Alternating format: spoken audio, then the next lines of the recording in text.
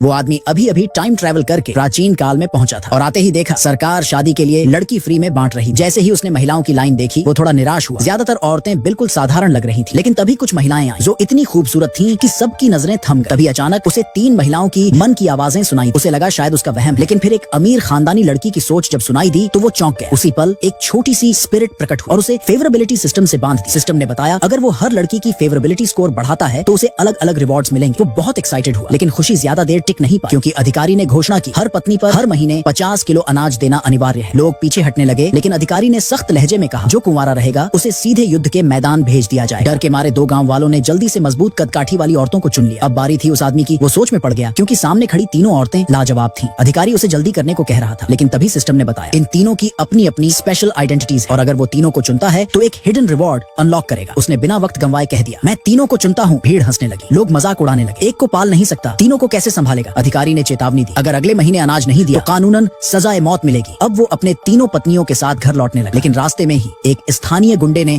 उसकी एक पत्नी को छेड़ने की कोशिश की। उस आदमी ने तुरंत अधिकारी को बुलाया और गुंडे पर इल्जाम लगाया ये आदमी देश की जनसंख्या बढ़ाने की योजना में बाधा डाल रहा है। अधिकारी ने गुंडे को डांटा तो वो घबरा कर बोला मैं तो बस मजाक कर रहा था। थोड़ी देर बाद वो आदमी तीनों पत्नियों को लेकर अपने घर पहुंचा, लेकिन जैसे ही उन्होंने घर देखा सभी के चेहरे उतर गए। जनरल की बेटी शक भरी निगाहों से उसे घूरने लगी। अमीर खानदान की लड़की सच में शुक्रगुजार क्योंकि उसे पता था अगर ये आदमी उसे न चुनता तो उसे सीधे सैन्य शिविर भेज दिया जाता। उसने वादा किया कि वो शांतिपूर्वक उसके साथ रहेगी, लेकिन राजकुमारी ने तो सीधे ताना मार दिया इस हालत में तो तू 3 दिन में भूखा मर जाएगा। तभी तीनों के पेट से एक साथ भूख की आवाजें आने लगी। आदमी भागकर कुछ पकाने गया, लेकिन जैसे ही उसने बर्तन खोला अंदर सिर्फ एक जंग लगा चम्मच था। उसने तुरंत सिस्टम को बुलाया और पॉइंट्स के बदले खाना मांगा। अगले ही पल उसके सामने इंस्टेंट नूडल्स का पहाड़ लग गया। वो खुशी से झूम उठा। उसने बड़े प्यार से सबको एक बड़ा बर्तन परोसा। सबसे पहले अमीर लड़की ने छका और कहा वाह इसका स्वाद तो कमाल का है। रात होते होते जब सब सोने की तैयारी कर रहे थे वो गुंडा दोबारा घर में घुसा। उसे पता था कि ये आदमी गरीब है, इसलिए उसने आधा बोरा सड़ा हुआ अनाज आगे रख दिया और बोला मुझे एक रात के लिए राजकुमारी चाहिए। और इससे पहले कि आदमी कुछ कहता गुंडे ने सड़ा हुआ अनाज जबरदस्ती उसके हाथ में थमाया और राजकुमारी को खींचने की कोशिश की। आदमी ने बिना समय गंवाए एक डंडा उठाया और सीधा गुंडे को जमीन पर गिरा दिया। अमीर लड़की की फेवरेबिलिटी सीधा 30 तक बढ़ गई, यहाँ तक कि जनरल की बेटी की भी 2 पॉइंट बढ़ गई। गुंडा गुस्से से पागल हो गया। उसने तुरंत अपने साथियों को बुलाया, लेकिन सबके सब जनरल की बेटी ने अकेले ही हरा दिया। अगले दिन